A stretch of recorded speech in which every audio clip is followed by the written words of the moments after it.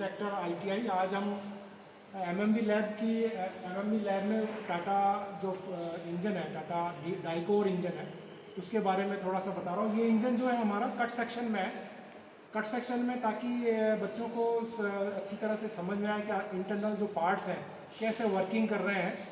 तो जैसे ये देखो मैं इंजन चला रहा हूँ, तो ये इसके जो सारे जो इंजन की जो पिस्टन्स हैं सारे मूवमेंट कर रहे हैं। 4 सिलेंडर का है ये एक्चुअली टाटा आरिया का ये हमारा एक CRDI इंजन है।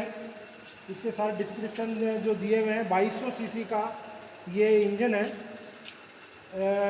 2.2 लीटर का है ये, और ये DOHC है, मतलब डबल ओवरहेड केम शाफ्ट है। तो डीजल का ये CRDI इंजन है।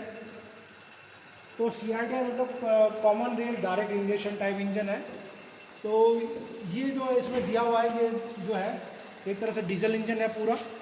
तो डीजल इंजन में जो सारे दिखा रखे हैं, जो पिस्टन्स है 4 सिलेंडर के इनलाइन हैं, और ये पिस्टन 2 सिलेंडर ऊपर जा रहे हैं, 2 नीचे जा रहे हैं। तो पावर बैलेंसिंग के लिए ये ऐसा अरेंजमेंट किया जाता है, जैसे 2 पिस्टन ऊपर जा रहे हैं और 2 नीचे के जा रहे हैं। इससे हमारा प्रॉपर बैलेंस होता है इसका। इसमें अब जो देख रहे हैं हमारा ये इस टर्बो के बारे में है। ये टर्बो डीजल इंजन में लगाया जाता था।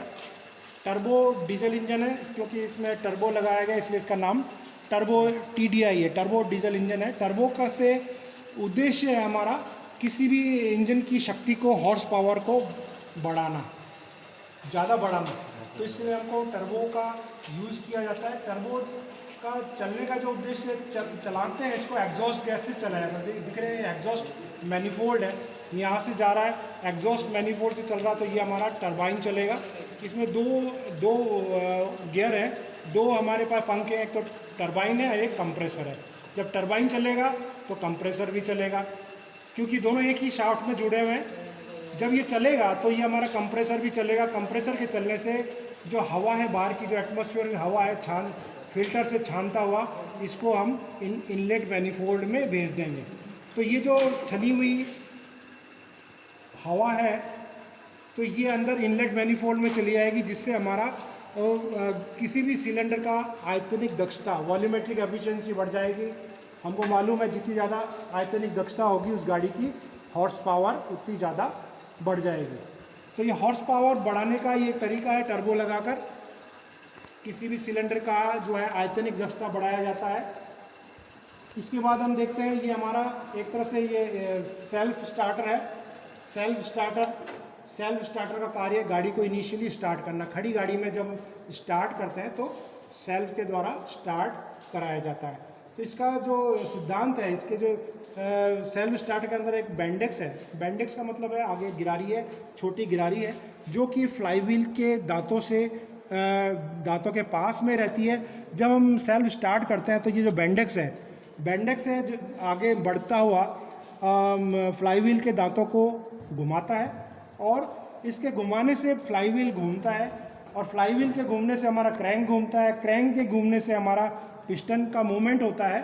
तो पिस्टन के मूवमेंट होने से जो हमारे चारों स्ट्रोक होता है, सक्शन, कंप्रेशन, पावर, तो जब ये पावर मिलता है तो गाड़ी एक बार स्टार्ट हो जाती है और कंटिन्यूसली चलती रहती है। तो इसका मतलब है गाड़ी को इनिशियली स्टार्ट करने के लिए जो है पहले सेल्फ के द्वारा हमको क्रैंक घुमाकर हम जो है क्रैंक को घुमाकर हम पिस्टन का मूवमेंट कराते हैं। मतलब पहले जब स्टार्ट होती है तब क्रैंक पिस्टन को चलाता है। जब गाड़ी स्टार्ट हो जाती है तो पिस्टन क्रैंक को चलाता है। बाद में पिस्टन ही क्रैंक को चलाने लगता है, क्योंकि इनिशियली वो सारे जो पावर स्ट्रोक है उसके द्वारा जो है पावर मिलता है। तो वो पिस्टन के ऊपर जो जोर पड़ता है, पिस्टन के ऊपर जो प्रेशर पड़ता है, उसके द्वारा ही हमारा जो है क्रैंक मूवमेंट करता है। तो इस तरह से ये इसकी सिद्धांत है। फिर हम ये देखेंगे, ये ऊपर का जो है हेड के अंदर जो है हमारा वाल्व मैकेनिज्म लगा रहता है। वाल्व मैकेनिज्म का मतलब है इसका जो पिस्टन को वाल्व को चलाने का जो मैकेनिज्म है वो वाल्व मैकेनिज्म है ना। एक बंद करना, तुम लोग इधर घूम रहे हो तो उससे वो आ रही है कि यहाँ पे का जो सिस्टम है वाल्व के द्वारा, इसमें जो है केम शाफ्ट जो लगी रहती है वो वाल्व को हमारा ऑपरेट करता है। वाल्व को खोलना बंद करना ये वाल्व टाइमिंग कहलाता है। क्योंकि हमारा जो केम शाफ्ट है और क्रैंक शाफ्ट है, दोनों टाइमिंग बेल्ट के द्वारा जोड़ा जाता है। केम शाफ्ट की जो गिरारी होती है बड़ी होती है और क्रैंक शाफ्ट की गिरारी उससे आधी होती है। तो इसका मतलब है अगर क्रैंक शाफ्ट 2 चक्कर काटता है तो हमारा केम शाफ्ट 1 चक्कर काटेगा और 1 चक्कर काट के हमारा वाल्व को घुमाएगा, इनलेट और एग्जॉस्ट वाल्व को घुमाकर उसको ऑपरेट करेगा और खोलेगा। तो ये इस तरह से वाल्व मैकेनिज्म है। टाइमिंग बेल्ट है इधर। तो ये हमारा आगे की तरफ देखते हैं, ये हमारा टाइमिंग बेल्ट है ना, टाइमिंग बेल्ट है। ये हमारा केम शाफ्ट गियर है, इधर एक क्रैंक शाफ्ट का गियर है, नीचे की तरफ है, छोटा गियर होता है, इससे आधा होता है। ये हमारा केम शाफ्ट का बड़ा है, केम शाफ्ट का छोटा है। तो ये हमारा जो टाइमिंग बेल्ट के द्वारा ये लगाया गया, ये हमारा जो बेल्ट लगाया गया है वी टाइप बेल्ट है। वी इसको टूथ बेल्ट बोलते हैं, टूथ मतलब दांतों वाला बेल्ट बोलते हैं। ये हमारा जो है एडजस्टर है, इसको टाइट करने का, बेल्ट को टाइट करने का ये एडजस्टर है ना, इसके सहारे चलता है और इसको हम जैसे ढीली हो जाए तो इसको हम टाइट भी कर सकते हैं। यहाँ पर एक लगा हुआ है वाटर पंप लगा हुआ है, कूलिंग सिस्टम में जो फैन घूमता है, कूलेंट जो घूमता है, ये हमारे इसी पंप के द्वारा हमारा जो है मोशन करता है, आगे बढ़ता है, रेडिएटर के अंदर जाता है, वापस इस तरह से घूमता रहता है। तो ये हमारा जो है अल्टरनेटर दिया हुआ है। अल्टरनेटर का कार्य है गाड़ी के अंदर, जो व्हीकल के अंदर जितनी भी लाइटिंग का जो पूर्ति है वो यही कार्य करता है। साथ में ये बैटरी को चार्ज भी करता है। तो ये हमारा जो क्या है कि अल्टरनेटर है। अल्टरनेटर एसी करंट बनाता है। अल्टरनेटर करंट नाम से मालूम पड़ रहा है एसी करंट बनाता है, जबकि हमको सर्किट के अंदर डीसी की आवश्यकता होती है, क्योंकि हमारा जो बैटरी है वो डीसी करंट है ना। तो डीसी है, हमको एसी आ रहा है और उसको बदलने की आवश्यकता होती है डीसी में। तो डीसी में बदलने के लिए इसमें एक पार्ट होता है जिसको हम बोलते हैं डायोड। इसके पीछे की तरफ लगा रहता है, डायोड है जो एसी को डीसी में बदलता है ना, क्योंकि हमको डीसी की आवश्यकता है, पूरा सिस्टम है हमारा डीसी की होती है।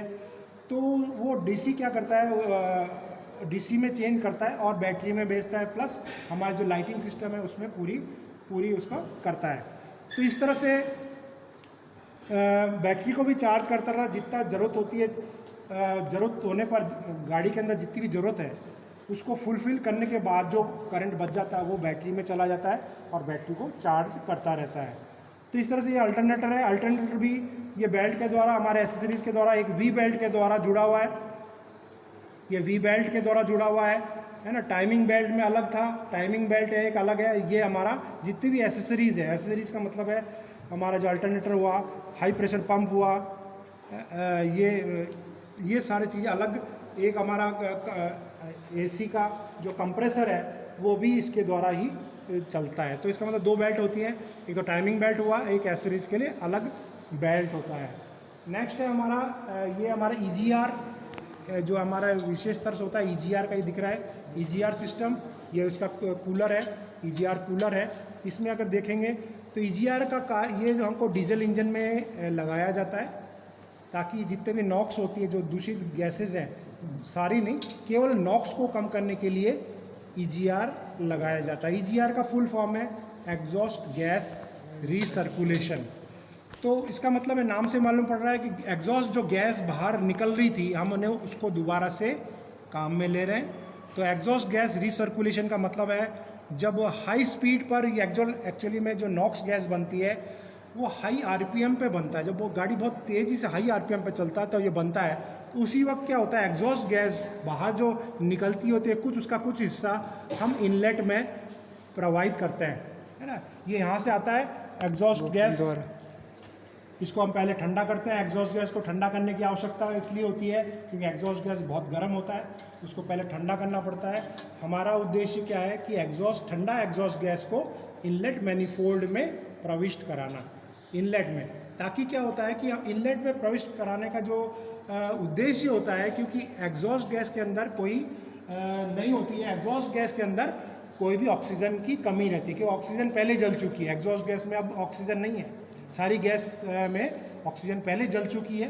हमको मालूम है कि ऑक्सीजन अगर भेजते तो वो और तेज़ी से जलता, ऑक्सीजन होता ना तो वो तेज़ी से जलता और ज़्यादा गर्म हो जाता, और गर्म होता तो ज़्यादा गर्म हमको टेम्परेचर को कम करना है ना। 1300 डिग्री के आसपास ये नॉक्स बनना चालू होता है। अगर हमको टेम्परेचर को और कम कर सकें, अगर हम 1200 के आसपास ले आए या 1300 से कम कर दें तो ये हमारा नॉक्स बनना कम हो जाएगा।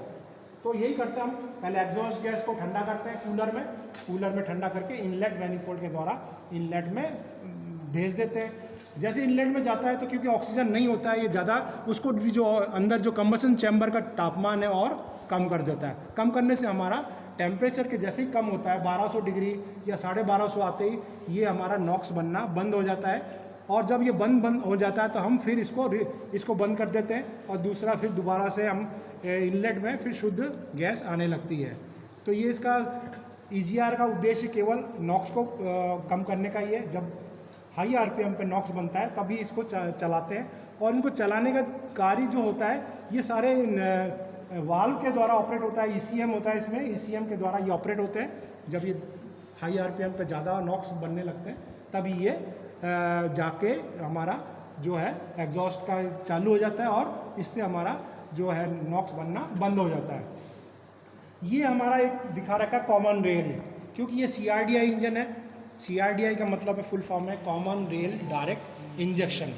तो कॉमन रेल इसका ये है, कॉमन रेल का मतलब है कि स्टील का एक ट्यूब है, इसके अंदर हाई प्रेशर पाइप, ये जो लाइन आ रही है ये आ रही है हाई प्रेशर पाइप लाइन में। ये वाला जो हमारा जो ये है ये हाई प्रेशर पंप है, जिसको भी हम बेल्ट के द्वारा चला के ऑपरेट करते हैं। जब ये इंजन चलता है तो ये फैन बेल्ट के द्वारा चलता है और पंपिंग करता हुआ हाई प्रेशर जो डीजल है वो कॉमन रेल में इकट्ठा होता है।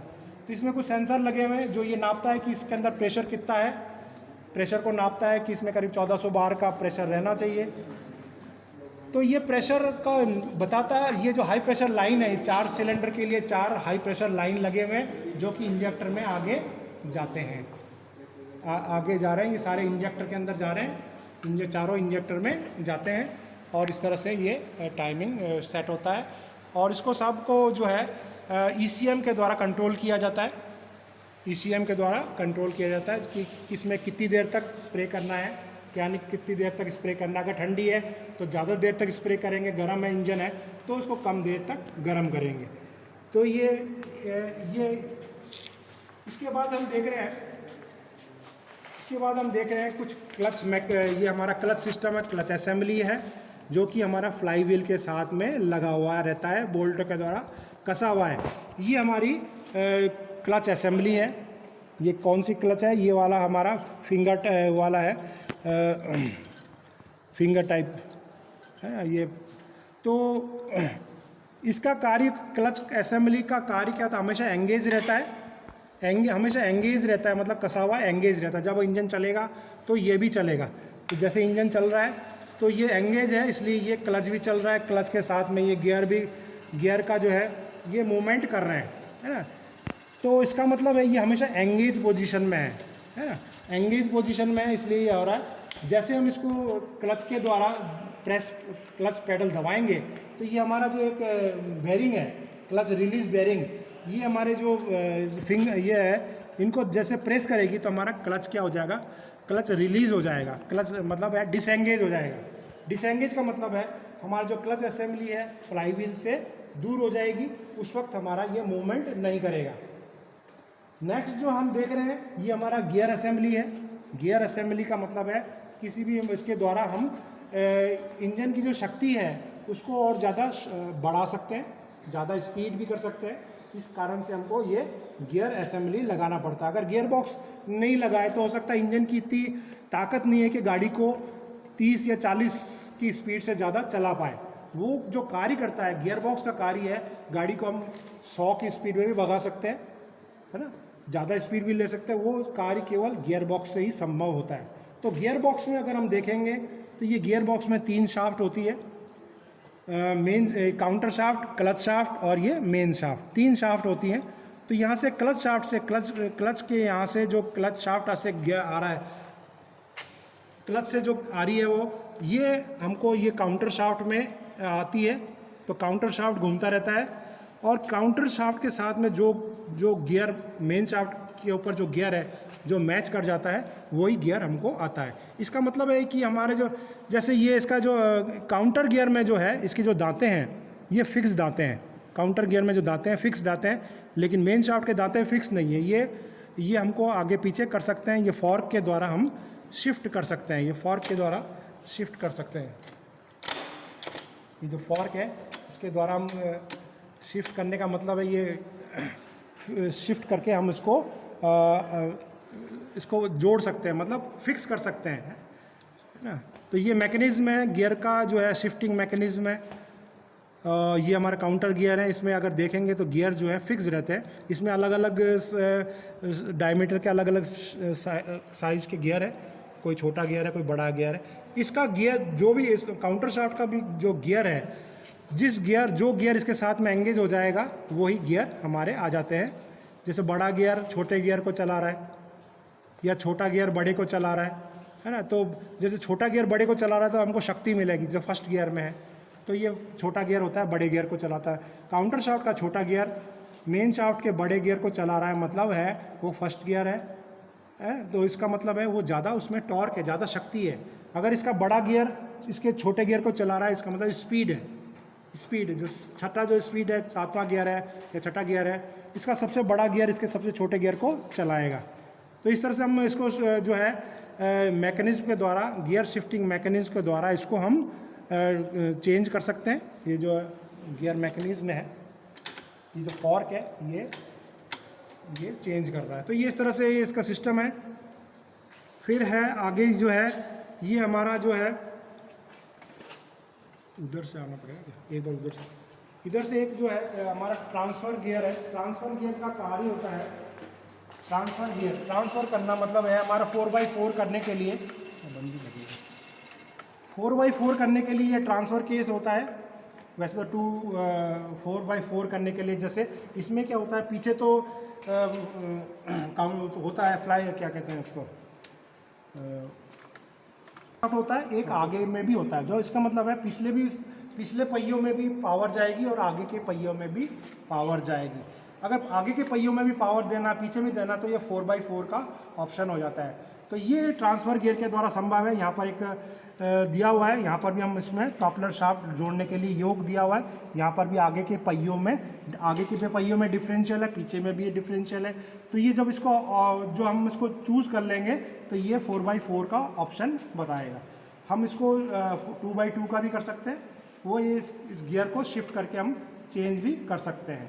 जैसे पहाड़ी इलाकों में जाएँ या कहीं ऐसे ऑफ रोड में जाएँ तो 4x4 का ऑप्शन करते हैं। जनरली अगर सही रास्ते में जा रहे हैं तो हम 2x2 का ऑप्शन किया जाता है। तो इसके बाद ये जो प्रोपेलर शाफ्ट है, अब ये पीछे चला जाएगा डिफरेंशियल पे, रियर एक्सेल पे जो डिफरेंशियल है वहाँ चला जाएगा। वहाँ पर जाके वो पावर को जनरेट करेगा, पावर देगा और पहियों तक जाएगी और पहिए इस तरह पहिया चलेगा। इधर ये जो है क्लच का मैकेनिज्म है। क्लच को जो दबाने का जो है, क्लच का पैडल के साथ में इसका होता है। जैसे पैडल दबाते हैं हम, दबाने से जैसे पैडल दबाते हैं क्लच, तो ये दबने से हमारे इसके जो प्लेटें हैं ये दबती है और इस हमारा क्लच एंगेज और डिसएंगेज होता है। ठीक है, बस इतना।